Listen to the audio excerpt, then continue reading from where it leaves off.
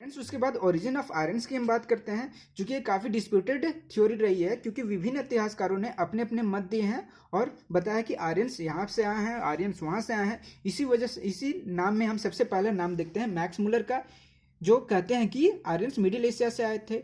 Middle Asia Iran, Afghanistan और India वाला regions पड़ता है, और इसको सप्त सिंधु रीजन्स भी कहते हैं, क्योंकि यहाँ पे 7 नदियाँ बहती हैं, जिसमें ये प्रेजेंट नेम और हमने वैदिक नेम लिख रखा है, आप स्क्रीन पे देख पा रहे होंगे। जिसमें सबसे पहला नाम है इंडस रिवर का।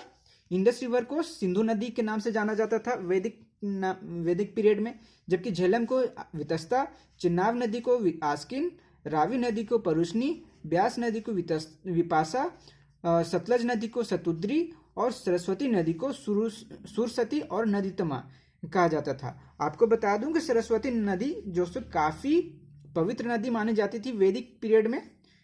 तो ये सप्त सिंधु रीजन था। उसके बाद दूसरा नाम देखें तो सबसे पहला दूसरा नाम हमारा जो आता है स्वामी दयानंद सरस्वती का आता है। इन्होंने अपने बुक सत्यार्थ प्रकाश में कहा था कि आर्यन केम फ्रॉम तिब्बत, आर्यन जो तिब्बत से आए थे, इन्होंने अपने बुक्स में यह बताया था। वहीं तीसरे नंबर में देखें तो बाल गंगाधर तिलक हैं, उन्होंने कहा था कि होम ऑफ आर्कटिक, मतलब कि इन्होंने अपने बुक होम ऑफ आर्कटिक में कहा है कि आर्यंस जो आर्कटिक रीजन से आए थे, मतलब कि नॉर्दर्न रशिया वाला रीजन्स है वहां से आए थे। उसके बाद चौथा में देखें तो भगवान दास डिडवानी का कहना है अपने बुक्स में रिटर्न ऑफ द आर्यन कि आर्यन जो इंडिया से ही थे, लेकिन कुछ विषम परिस्थिति में जो यहाँ से वह चले गए थे, उसके बाद वापस आए हैं। तो इन्होंने रिटर्न ऑफ आर्यंस में ऐसा लिखा है। उसके बाद आखिरी नाम है हमारा अविनाश चंद्र देश। इनका कहना है कि आर्यंस जो सप्त सिंधु रीजन से ही आए थे और कहीं नहीं से। तो ये हमारे कुछ इतिहासकार थे और इनके मत थे। अब इसको कुछ और हम बात कर लेते हैं कि marriage practices by Aryans during वैदिक पीरियड। वैदिक पीरियड में अगर मैरिज प्रैक्टिसेस हुआ करती थी तो किस तरह से आर्यंस मैरिज प्रैक्टिसेस और कितने प्रकार के मैरिज प्रैक्टिसेस करते थे, तो उस पर हम थोड़ी बात कर लेते हैं। उसी नाम में सबसे पहला नाम है हमारा ब्रह्म, मतलब कि एक ब्रह्म विवाह एक प्रकार की ब्रह्म विवाह हुआ करती थी, जिसको marriage in same caste and class, मतलब कि सेम कास्ट और क्लास में शादी करना को ब्रह्म विवाह कहा जाता था। उसके बाद दैव विवाह। दैव विवाह उस विवाह को कहते हैं कि मैरिज विथ प्रीस्ट, मतलब कि लड़की की शादी जो पुरोहित या फिर पंडित के साथ कर दिया जाता था, जिसको देवदासी के नाम से भी हम जानते हैं। उसके बाद तीसरा है प्रजापत्य। प्रजापत्य विवाह मैरिज विदाउट डॉरी, मतलब कि बिना दहेज का शादी करना प्रजापत्य विवाह कहलाता है। फिर उसके बाद अर्स है। अर्स taken bride price as cow and bull, मतलब कि दुल्हन के प्राइस के रूप में कॉव और बुल को लेकर के उसके बाद शादी की जाती थी। और ये चारों फॉर्म्स जो शादी के हैं वो रिस्पेक्टेड मैरिज मानी जाती थी।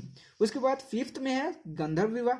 गंधर्व विवाह उस विवाह को कहते हैं जिसे लव मैरिज भी कहते हैं, मतलब कि और ये लव मैरिज जो बेस्ड ऑन क्वालिटी होती है और ये आज भी काफ़ी प्रचलन में है और आप भी जानते होंगे।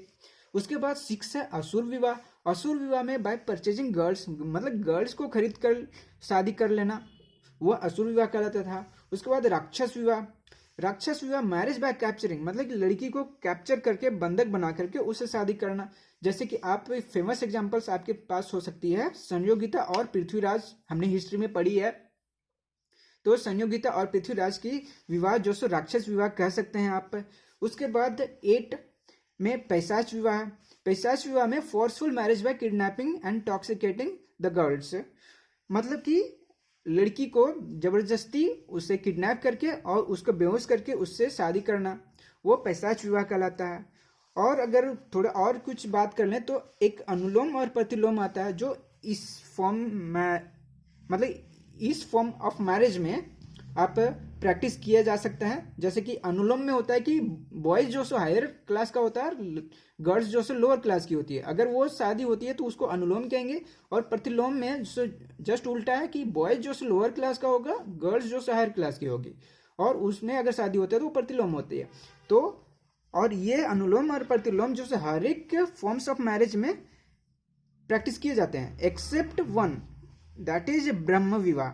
मतलब ब्रह्म विवाह में जो अनुलोम प्रतिलोम नहीं होती है, बाकी देव, प्रजापति, अर्स, गंधर्व और असुर, राक्षस और पैशाच में अनुलोम प्रतिलोम प्रैक्टिस की जाती है। तो फ्रेंड्स, ये हमारा डिटेल एक्सप्लेनेशन था ओरिजिन ऑफ आर्यंस और वैदिक एज का। अगर कुछ छूट गई हो और कुछ और आपको बतानी हो तो आप जरूर बताएं और कमेंट करें।